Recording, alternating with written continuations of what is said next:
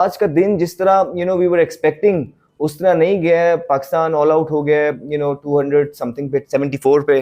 15 innings में 320 run और 20 का एवरेज बाबर आजम जैसे प्लेयर के लिए तो बहुत लंबे फिक्र। बिल्कुल आपने सही कहा, और हम नहीं, पूरा इंटरनेशनल वर्ल्ड जो है वो देख रहा है कि बाबर आजम को आखिर क्या हो गया। अपनी कंडीशंस का बहुत फायदा उठाते हैं। इसीलिए आपने देखा कि जब इंडिया जब मैचेस जीतता है तो कितने बाहर के जो प्लेयर्स होते हैं वो कहते हैं जी क्या पिचेस बना दी इंडिया में, इतना बॉल ब्रेक होता है, ना बैट्समैनों से खेला जाता है ना कुछ। तो भाई अपनी कंडीशंस का फायदा उठाते हैं। हम क्या कर रहे हैं?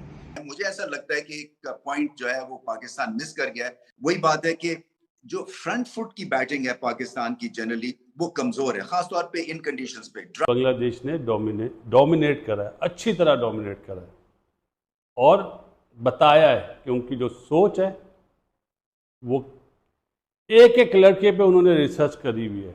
जी हाँ दोस्तों, वीडियो के शुरू में आपने देख लिया, आगे चलकर मुकम्मल तफसील से वीडियो देख सकते हैं। पाकिस्तान और बांग्लादेश के दरमियान दूसरे टेस्ट मैच में पाकिस्तान की बैटिंग लाइन फ्लॉप रही। पाकिस्तान की बैटिंग पर पाकिस्तान का मीडिया भड़क उठा। आइए जानते हैं पाकिस्तान का मीडिया टीम की कारकर्दगी के बाद क्या बात कर रहा है। चलते हैं वीडियो की जानब। 274, जिसमें 3 निस सेंचुरियां शान मसूद, साइम अयूब, मान अली आगा की, लेकिन जिद्दोजहद करती नजर आई पाकिस्तानी बैटिंग। वैसे मैंने शुरू में कहा था ना, स्ट्रगल तो कर रही है, आपकी टीम स्ट्रगलिंग में है और उससे निकल नहीं पा रहे हैं। और इस तरह से 107 रन पर एक खिलाड़ी का आउट होना, फिर 170 रन पर पूरे 9 खिलाड़ियों का आउट हो जाना, ये कहीं ना कहीं बता रही है कि आपकी टीम की बैटिंग में चीज़ें नहीं हैं। एक बार जो देखने वाली चीज है ना वो ये है कि आपके जो प्लेयर सेट होके क्यों आउट हो रहे हैं। हाँ। अभी लंबी इनिंग्स नहीं खेल पा रहे। अभी बाबर आजम की जो मैं 15 इनिंग्स देख रहा था, हाँ। एक या दो तो चलो उनके सिंगल, ज्यादातर मैचेस में 22, 23, 25, 30, आज 31 रन बनाकर आउट हुए। ये तरह लंबे फिक्र। आज वो स्ट्रगल कर रहे थे, नजर आ रहा था कि बैट पैच है उनका, उसमें निकल। लेकिन 15 इनिंग्स में 320 रन और 20 का एवरेज बाबर आजम जैसे प्लेयर के लिए तो बहुत लंबे फिक्र। बिल्कुल आपने सही कहा, और हम नहीं, पूरा इंटरनेशनल वर्ल्ड जो है वो देख रहा है कि बाबर आजम को आखिर क्या हो गया। अब तीसरे से 9वें नंबर पर आ गए आईसीसी की टेस्ट रैंकिंग। बिल्कुल आपने सही कहा। इंडिया क्या करता है टेस्ट क्रिकेट के अंदर? क्या इंडिया फास्ट बॉलर्स की सपोर्टिंग की पिचेस बनाता है? नहीं, फ्लैट पिचेस होती हैं। वो अपने फास्ट बॉलर्स को वो नया बॉल उनका करते हैं, 4-4, 5-5 ओवर्स करते हैं। उस पर अगर उनको विकेट्स मिलती है तो ठीक है, वरना उसके बाद आपने देखा होगा पहले दिन ही, टेस्ट मैच के पहले दिन के अंदर ही अगर इंडिया पहले बॉलिंग कर रहा है तो 8-8, 10-10, 12-12 ओवर के बाद स्पिनर आ जाते हैं। तो वो क्या करते हैं, नया बॉल फास्ट बॉलर से 3-3, 4-4 ओवर का करवाते हैं, उसके बाद स्पिनर आ जाते हैं, दोनों एंड से स्पिनर बॉल करते रहते हैं। अगर उन्होंने विकेट्स ली तो ठीक है, वरना जितनी देर में बॉल पुराना होता है तो इतनी देर में फास्ट बॉलर आ जाते थे, वो रिवर्स स्विंग करके वहां विकेट लेते थे। वरना तो फास्ट बॉलर की बारी नहीं आती, दोनों एंड से स्पिनर आउट करके, कोई दूसरे एंड से 6 कर रहा है, दूसरे एंड से 4 कर रहा है, कोई 5 कर रहा है, कोई 4 कर रहा है। तो फास्ट बॉलर तो उनके इतना उनको बॉलिंग करते ही नहीं थे, वो अभी भी नहीं करते। अपनी कंडीशंस का बहुत फायदा उठाते हैं। इसीलिए आपने देखा कि जब इंडिया जब मैचेस जीतता है तो कितने बाहर के जो प्लेयर्स होते हैं वो कहते हैं जी क्या पिचेस बना दी इंडिया में, इतना बॉल ब्रेक होता है, ना बैट्समैनों से खेला जाता है ना कुछ। तो भाई अपनी कंडीशंस का फायदा उठाते हैं। हम क्या कर रहे हैं? हम इस क्यूरेटर को जो बाहर से आया है, इसको लाके हम अपनी क्रिकेट और बर्बाद कर रहे हैं। हम क्या कर रहे हैं? हम बॉलिंग पैराडाइज पिचेस बनवा के, जहां पे फास्ट बॉलर्स को भी हेल्प मिल रही है।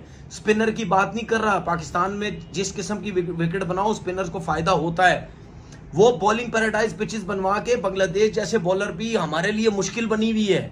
ठीक है, हमारे फास्ट बॉलर ने ऐसी कंडीशन में अच्छी बॉलिंग नहीं की, लेकिन दूसरे हमारी कंडीशंस में आके फायदा उठा रहे हैं। आज भी देख लें, पहले ओवर से लेकर आउट होने तक उनके फास्ट बॉलर्स ने हमें मुश्किल में डाल के रखा है। और भाई हमारे बैट्समैनों की फॉर्म कब वापस आएगी? हमारे बैट्समैन कब रनिंग करेंगे? क्या ऑस्ट्रेलिया जब यहाँ आई थी, या इंग्लैंड जब आई थी, या न्यूजीलैंड आई थी, हम बेशक सीरीज भी हारे, टेस्ट मैचेस हमने ड्रॉ किए, हम अपने होम कंट्री में जीते नहीं, लेकिन हमारे बैट्समैनों ने रन्स तो किए ना। आपकी बॉलिंग कुछ नहीं कर पा रही थी, आपकी बॉलर्स फास्ट बॉलर आउट नहीं कर पा रहे थे, आपके स्पिनर आपके कुछ नहीं कर पा रहे थे। क्या इन फ्लैट पिचेस के अंदर ऑस्ट्रेलिया के बैट्समैन बॉलर्स ने आउट नहीं किए थे? क्या स्पिनर्स ने आउट नहीं किए थे? इसी तरह इंग्लैंड के फास्ट बॉलर्स ने आउट किए, न्यूजीलैंड के उनके फास्ट बॉलर, उनके स्पिनर्स पाकिस्तान की फ्लैट कंडीशंस में भी आउट करते रहे हैं। हमारी बॉलिंग में प्रॉब्लम है भाई। पिच है वही फ्लैट रखो। क्या 25, 30, 35 साल पहले चले जाओ, तो क्या हमारे फास्ट बॉलर्स पाकिस्तान में अपनी कंडीशंस पे आउट नहीं करते थे? इसी किस्म की फ्लैट पिचेस होती थी, दूसरों को मुश्किल में डाला होता था, दूसरों फास्ट बॉलर को गेंद ही नहीं पहुंचता था। स्पिनर हम टैकल करते थे हमारे, क्योंकि अपनी कंडीशन में खेलते थे, हमारे बैट्समैन स्पिनर को अच्छा खेलते थे। फास्ट बॉलर्स को उनका गेंद नहीं पहुंचता तो उनसे इतना रिवर्स स्विंग नहीं होता था, हमारे बैट्समैन रन्स करते थे। क्या हमारे बैट्समैन बाहर की कंडीशन में जाके स्ट्रगल नहीं करते थे? सारी जिंदगी स्ट्रगल की है, लेकिन अपनी कंडीशंस में आके उनको ये फायदा होता था कि चले अब फ्लैट पिचेज है, हमारे बैट्समैन कम से कम रन्स करके टोटल अच्छा करके, हमारी बॉलिंग बहुत अच्छी है, हम इनको आउट कर लेंगे। हम जिस किस्म की पिचेस बनवा रहे हैं, बैट्समैन हमारे पास वैसे ही नहीं इतने अच्छे आ रहे, हम अपनी कंडीशन में भी उन दूसरी बॉलिंग के आगे स्ट्रगल करते रहेंगे भाई। पाकिस्तान की जो है प्रॉब्लम ही यही है, कभी टॉप ऑर्डर चलता है तो मिडिल ऑर्डर कोलैप्स हो जाता है, जब मिडिल ऑर्डर ठीक कर रहा होता है तो टॉप ऑर्डर जो है वो जल्दी आउट हो जाता है। बाबर आजम ने कोशिश बहुत की, देखिए 31 रन 77 बॉल के ऊपर, सो विकेट पे ठहरने की कोशिश की उन्होंने, मगर क्या है लेंथ को रीड नहीं कर सके।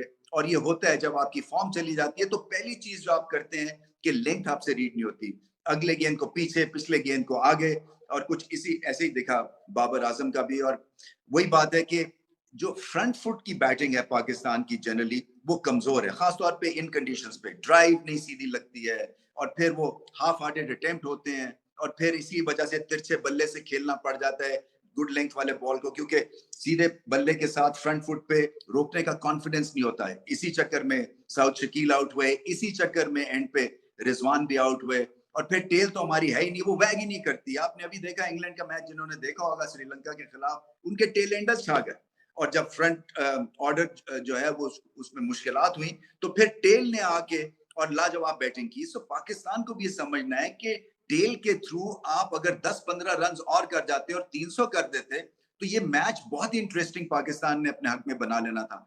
अभी भी चलें 274 रन किए हैं, ये बुरा टारगेट नहीं है, बुरा टोटल नहीं है, क्योंकि ये पिच जो है ये मुख्तलिफ है और फिर दिन भी कम है। सो पाकिस्तान को अटैक करना पड़ेगा, कैच लेने पड़ेंगे, और फिर स्पिन के थ्रू भी अटैक है और पेस के थ्रू भी अटैक है। जैसे मैंने कहा इनएक्सपीरियंस बॉलिंग अटैक है, मगर बांग्लादेश भी इनएक्सपीरियंस्ड लाइनअप है। सो 2 में से 2 मैच क्या बांग्लादेश जीत सकता है, अगर वो जीत जाते हैं तो ये बहुत बड़ी उनकी सीरीज होगी, और पाकिस्तान को कहीं ना कहीं बैक ऑफ द माइंड ये चीज ले बैठेगी कि वो गलती अब नहीं कर सकते। और जब इस ध्यान से आप खेलें, इस माइंडसेट के साथ खेलें कि मुझसे गलती हो गई तो स्लिप हो जाएगा मैच और हाथ से निकल जाएगा, तो फिर आप गलती करते ही करते हैं। तो यही छोटी छोटी मिस्टेक्स बन के आपको जो है ना इन दी एंड मैच कॉस्ट करती हैं, और यही पाकिस्तान कर रहा है। मेरा पिछले 1.5 से 2 साल हो गए हमें देखते हुए, एक कलेक्टिव एफर्ट हमें पाकिस्तान टीम की तरफ से नजर नहीं आ रही है, जो एक इंटरनेशनल टीम को एटलीस्ट किसी भी लेवल पे हो करनी चाहिए। इसलिए आप नंबर 8 टीम पे खड़े हैं अभी तक। तो ऑल इन ऑल ऐसा एक दिन हमारा जाया हो गया बारिश से। ये दूसरा दिन था, इतना कोई खातिर ख्वाह पॉजिटिव दिन हमारा गया नहीं, क्योंकि ये याद रखना पड़ेगा कि आने वाले दिनों में भी बारिश है, और हम एक सिफर डाउन है इस सीरीज के अंदर, जो कि ऑलरेडी हिस्ट्री क्रिएट हुई भी है। तो अगर खुदा ना ख्वास्ता कोई बारिश होती है आगे तो पाकिस्तान के लिए बड़ी मुश्किल हो सकती है। तो जितनी क्रिकेट ये खेल रहे हैं उसको, मतलब बारिश के बगैर जो चांस मिल रहा है उसमें इनको बड़ी जबरदस्त और अपनी ए गेम प्रोड्यूस करनी पड़ेगी, और प्लानिंग के साथ। तो आज का दिन जिस तरह वी वर एक्सपेक्टिंग उस तरह नहीं गया है। पाकिस्तान ऑल आउट हो गया है 200 समथिंग पे, 74 पे, जो कि आगे आने वाले टाइम पे, क्योंकि फॉलो ऑन का भी अब जो है मार्जिन कम हो गया होगा। जब आपके दिन ज़ाया हो जाते हैं तो आपको वो जो फॉलो ऑन का भी मार्जिन है वो कम हो जाता है। बड़ी बड़ी ज़बरदस्त क्रिकेट खेलनी पड़ेगी पाकिस्तान को ये मैच जीत के सीरीज को ड्रॉ करने के लिए। बाबर के लिए जी बोल देता हूँ, और लोगों को बहुत तकलीफ होगी, लेकिन सच है, बासित अली का खड़ा सच, कड़वा सच बोले, खड़ा नहीं, कड़वा सच। जब आप कप्तान थे ना बाबर मियां, आप उस टाइम पे फैसले कर रहे थे और सोच नहीं रहे थे कि ऊपर वाला भी है, जिसको चाह खिला दिया, जिसको चाह बाहर कर दिया। मैं हमेशा एक जुमला बोलता हूं, किसी की मां की बद्दुआ से बचना, अल्लाह ताला से माफी मांगो। जो आप बोलते हो ना मेरे नाम से रिस्क मिलता है, अल्लाह ताला से माफी मांगो, वही जात है जो आपको माफ करेगी। ये आपकी प्रॉब्लम है, बाकी वो नहीं है। जो आप, जब आप ऊपर वाले जब आपसे राजी हो जाएगा ना मेरे भाई, तो आपकी हर चीज़ खुद ब खुद सही हो जाएगी ऑटोमेटिकली। फिर आप बॉल को भी देखोगे, बॉल के साथ आपके पाँव भी चलेंगे। ये है कमी। छोटी सी मिसाल दे रहा हूं, कभी बोला नहीं, आज बोल रहा हूं। हारिस सोहेल किस तरह वनडे खेला था ना, मुझे पता है। याद है ना न्यूजीलैंड के अगेंस्ट, जब शाहिद आफरीदी लगा था इंटरम, माफ़ी मांगो अल्लाह ताला से मेरे शहजादे।